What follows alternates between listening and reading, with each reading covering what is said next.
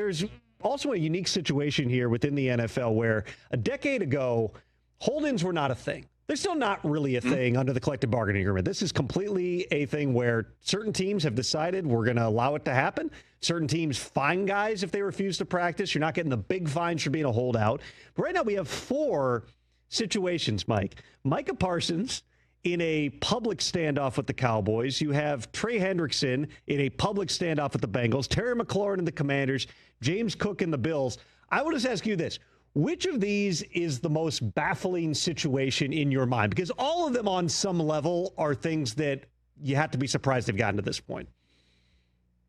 They all feel, the most baffling is they all feel like easy deals that, Tom, you and I could sit down and do. I feel like that. Seriously. We can get it done in 5 minutes. And I've always sort of felt that. It's like, well, there's no reason to rush it if you don't have that pressure point of the start of camp, the start of season, whatever it is. And at this point, it's going to be the start of the season for a lot of these things. But I just like, they're all baffling. I mean, Micah is the most baffling. That's the easy. I'll take the low hanging fruit because you know what the numbers are. You got to bite the bullet.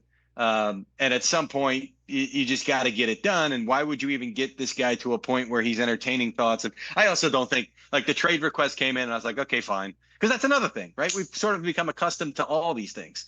That's, you hold in. If that doesn't work, then you fire the trade request. And I know that a lot of people around Micah and who know Micah and who have talked to Micah believe it's legit. It's not just like, watch this hollow thing. At this point, he's so upset with the lack of communication. And that's what, like, show me my respect. Well, what they usually mean is the money. In this case, it's show me the respect. Like, I told you to go contact my agent. Why haven't you guys done that? And there has been at least some communication between the agent and the team. But, like, there's a lot of people at the team that they talk to. And it's like, okay, no, I'm not authorized to really have negotiations. It's got to be from Jerry, or it's got to be from whoever Jerry authorizes to have those discussions. So there hasn't been anything that I would actually even call communication, because until they're actually negotiating a deal, who cares if it's just checking in and just having a brief conversation? So that's the most baffling one, because why wouldn't you just, okay, let's just have some communication with the agent, even if you're not ready to pay the price and you want to drag this thing out for who knows why.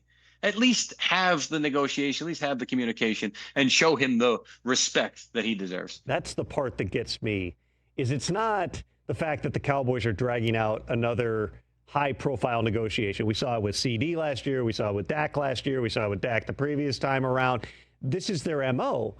But to not even call the agent, we're sitting here, it's August 11th. One of your best players has requested a trade. You have not made an offer. Like, the conversations back in March, Jerry to Micah. Micah said, I don't want to be held to that right now. It's 5 months later, and whether it is pride or it is just this isn't how we're going to do business, or you want to stir up interest in America's team, the Gambler and his Cowboys, debuting next week on Netflix. We'll be at the premiere of that tonight out here in Los Angeles. Is that a promo read for the Gambler? Is that what you just picked up? Yes, it premieres August 19th. Produced by Skydance Sports. It's going to be on Netflix. We're going to the premiere tonight. We're going tonight. The Egyptian Theater. We're looking forward to it. Maybe we can bring Jerry and Micah together there. We can solve this, Mike. Good on you guys. But I'll tell you this. Jerry doing what Jerry's doing is probably a better promo for the Gambler than what you're reading right there, right? Like, that's all part of the whole deal. So he gets it. And I think that's at least a little part of this to continue the conversation in that regard. I just, like, at some point, are you playing with fire to the point where he goes, you know what? No, I'm legitimately pissed off and legitimately, no, trade me, because I don't even care about that. We're not there. And I think in the end, it can be mended and done relatively quickly. It's just got to happen. It's a gamble.